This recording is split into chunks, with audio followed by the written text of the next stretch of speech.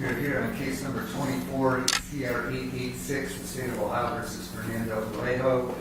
Defendants in court represented by Attorney Dustin Blake. The State of Ohio is represented by Assistant Prosecuting Attorneys Adam Downing and Rachel Wood. We are here today for purposes of the tentative change of plea. That's not to intimate that the plea was ever forthcoming, but if the state would put the offer, if any, on the record. Thank you, Your Honor.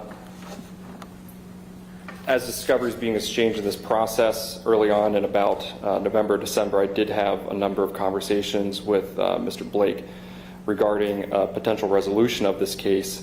Initially, the state did not make any formal offer. Mr. Blake and I, through our conversations, it was proposed the possibility of the state offering a charge that was a departure from the murder, being some sort of manslaughter charge. After discussing this with the family and discussing it with our office, the state ultimately decided not to extend any offer that it's a departure from the murder. The state did verbally convey to Mr. Blake that the state would be willing to offer a plea of guilty to the murder charge as a standalone charge and dismissing counts 1 and 3. But my understanding is through the verbal negotiations that we had that the charge of murder was a non-starter for defense counsel and his client. So the state never officially made that offer, but we did have extensive plea negotiations regarding that. So there's no offer that the state necessarily presented that the defendant is denying, but nonetheless, it's my understanding there is no resolution on this case and that it will proceed to trial. And then as far as count 2, that would be with both the firearm specification, which is a 3-year and the forfeiture specification. Correct. Good thing. Blake, does that adequately reflect the status of any negotiations? Yes, Your Honor. Just like in any criminal case, we had discussions regarding plea negotiations. Ultimately, we're not able to reach a resolution. Good, thank you. We could have an opportunity to discuss some outstanding matters in this case prior to coming on the record.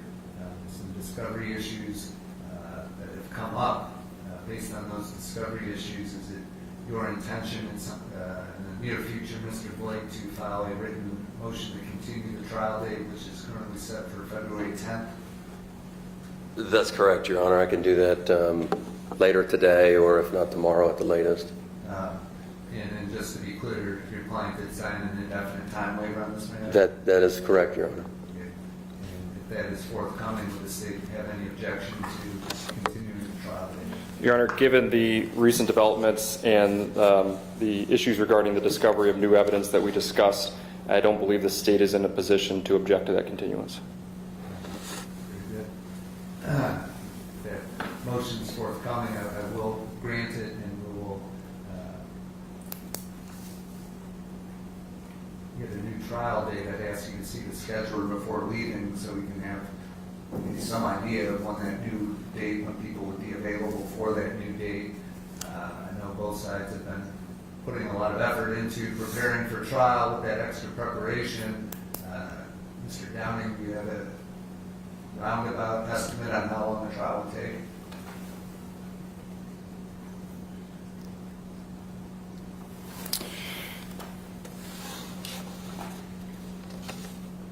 Your Honor, just a moment here. I'm going to pull up A significant amount of subpoenas out. That is accurate.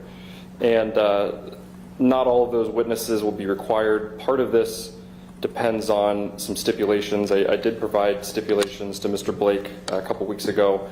They were, there was a lot of stipulations. They were pretty all-encompassing.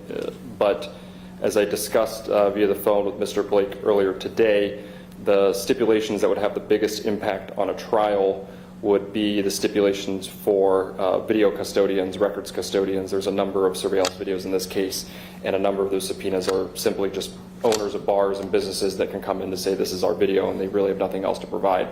If defense counsel ultimately stipulates to those, it will cut off a significant number of witnesses in this case and shorten the trial. As it stands now,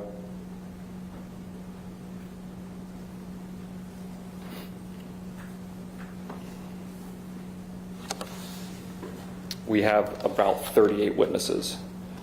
So we would expect this to last 38. 38. So we would expect this trial to last starting on Monday through the week. I think there's a good chance that the state would be done presenting its case by the end of the week. The first week. Correct. And it's very possible the jury could have the case by the end of the first week. It's hard to guess 5 days out. But there is a significant number of evidence, a number of witnesses and evidence, and so I would say at least a week. It doesn't take into account anything the defense may or may not do. Of course. Anything you want to add to that estimate, Mr. Blake, or does that sound about right? That sounds about right, Judge. Thank you. Anything else the state wishes to put on record?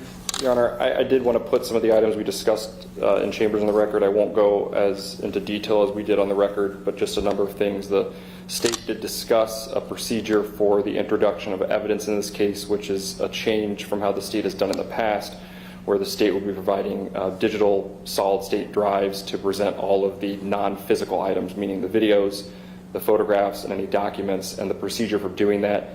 The state has researched this extensively and believes that there is a reliable way to do this using multiple drives and doing it on the record and doing it by hashing the items to ensure that they are accurate. We discussed those details in court. The state's still going to work out some procedures, but I did discuss that. The state also discussed the use of a demonstrative exhibit in trial being a blue gun, which is a 3D printed model of the firearm in this case. The firearm in this case was an FN 509. The dimensions of that firearm, which are a 9mm pistol, are very similar to a Glock 23, which is what the state has 3D printed.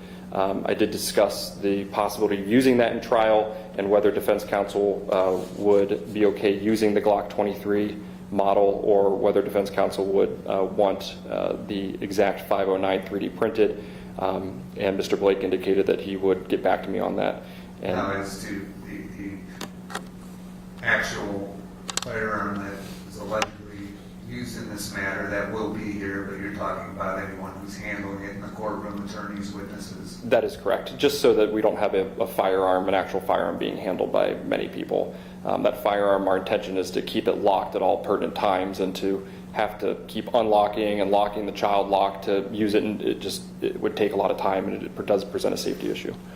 The state, I did discuss the stipulations. The state also, we discussed in chambers, the coroners in this case, Dr. Gilson, the Cuyahoga County coroner who performed the autopsy, and Dr. Keep, the Lake County coroner who ultimately signed the death certificate.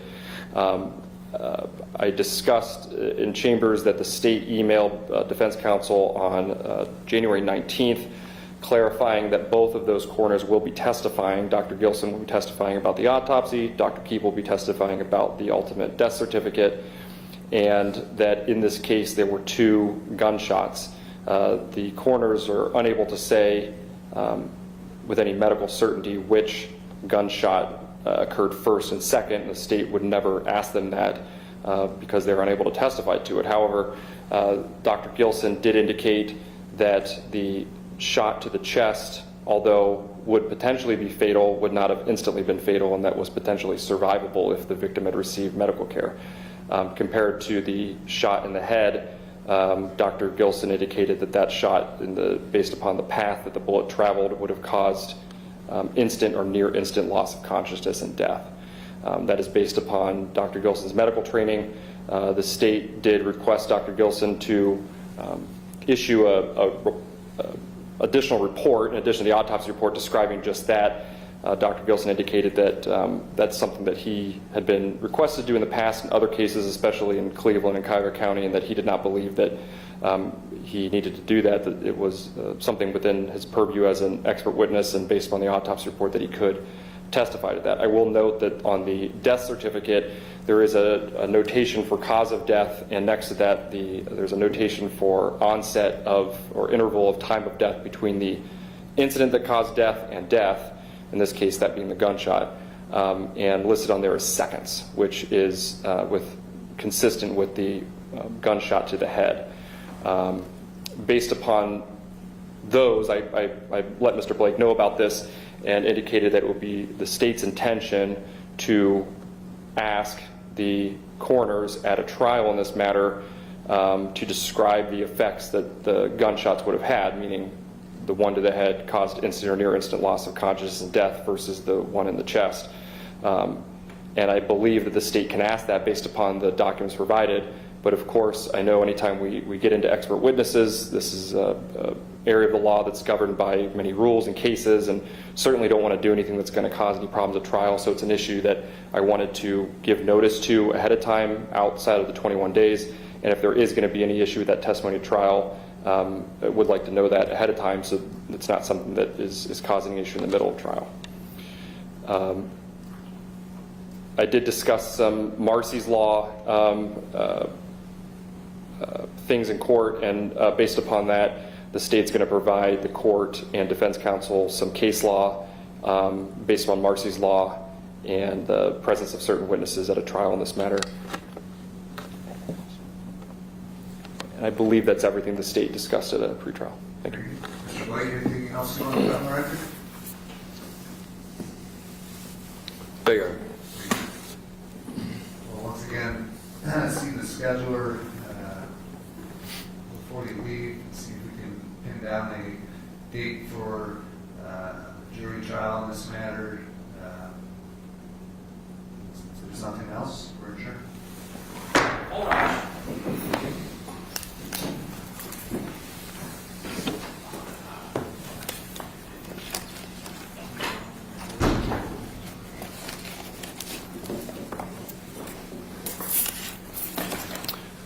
We have to meet in there.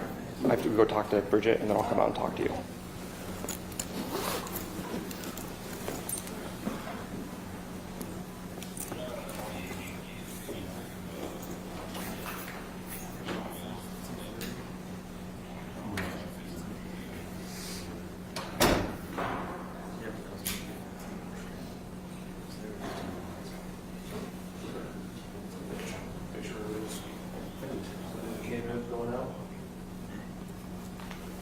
Thank you.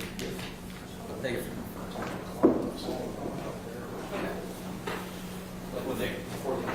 Yeah.